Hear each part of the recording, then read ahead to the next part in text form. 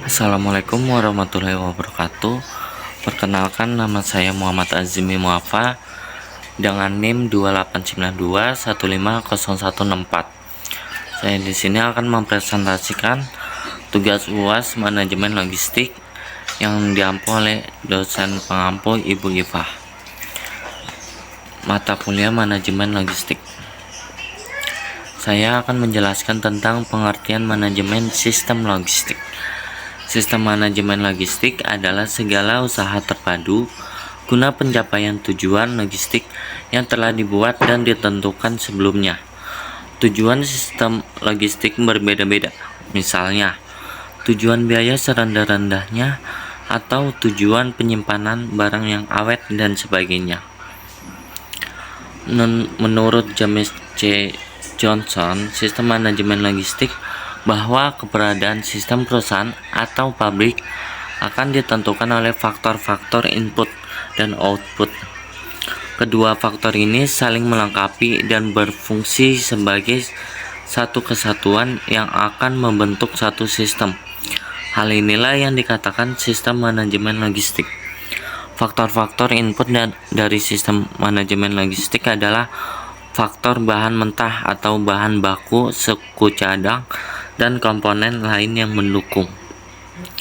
Sedangkan pengaruh-pengaruh dari luar perusahaan yang mempengaruhi kegiatan logistik seperti 1. Struktur industri, 2. Pasar yang dituju, 3. Peraturan pemerintah, 4. Strategi bersaing, 5. Keadaan perekonomian, 6. Manajemen penyedia, 7. Kebiasaan pembeli. Nomor 2. Faktor sistem logistik. Operasi perusahaan dari dalam dan luar organisasi perusahaan sangat mempengaruhi kegiatan logistik, karena kegiatan ini tidak bisa berdiri sendiri, melainkan harus selalu mempertimbangkan kepentingan bagian lain. Satu pengumpulan, yaitu kegiatan pengumpulan sejumlah barang dari sebagian barang yang dituju guna penjualan akhir ke konsumen. 2. Penyimpanan. Kegiatan yang berkonsentrasi pada penyimpanan barang. Fungsi penyimpanan biasanya disebar di antara perusahaan di dalam kelompoknya. 3. Transfer. Suatu mekanisme transformasi dari suatu atau beberapa macam barang yang harus diubah bentuknya secara fisik guna menunjang transaksi. 4. Penyebaran.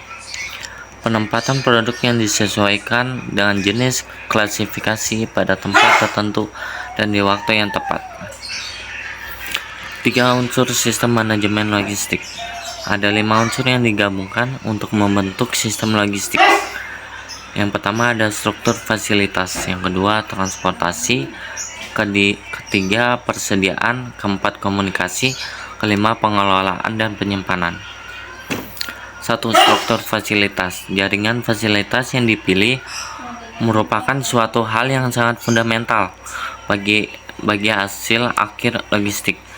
Jaringan fasilitas suatu perusahaan merupakan kegiatan kemana dan melalui apa material, suku cadang, dan barang yang diangkut. Tujuan dari perencanaan yang baik meliputi fasilitas pabrik, gudang, dan toko-toko pengecer. Seleksi terhadap alternatif lokasi yang unggul dapat memberikan keuntungan yang kompetitif karena efisiensi logistik yang dapat dicapai dengan baik. 2. Transportasi. Sistem logistik memandang kegiatan transportasi dan 4 faktor yang memegang peran yang cukup penting, yaitu yang pertama ada biaya, kecepatan, pelayanan, dan konsistensi biaya. Transportasi merupakan pembayaran yang harus digunakan untuk mengganti balas jasa pengangkutan barang yang telah dikeluarkan. Ketiga itu ada persediaan. Jumlah persediaan yang selektif akan mengkait 4 faktor, yaitu yang pertama ada kualitas, mutu, kebiasaan pemakai, budaya. Kedua, kualitas produk yang dihasilkan perusahaan. Ketiga, penyatuan kegiatan transportasi untuk memilih transportasi dari perusahaan atau menyewa alat transportasi dari perusahaan pengangkutan umum yang resmi atau kedua-duanya. Keempat, kegiatan gerakan pesaing perusahaan. Kelima, persediaan dana yang disiapkan untuk kegiatan persediaan bahan baku, suku cadang, dan barang jadi. 4. Komunikasi. Komunikasi yang harus dilakukan adalah komunikasi menyeluruh, yaitu suatu komunikasi yang berjalan di antara semua bagian perusahaan, kelemahan dalam pelaksanaan.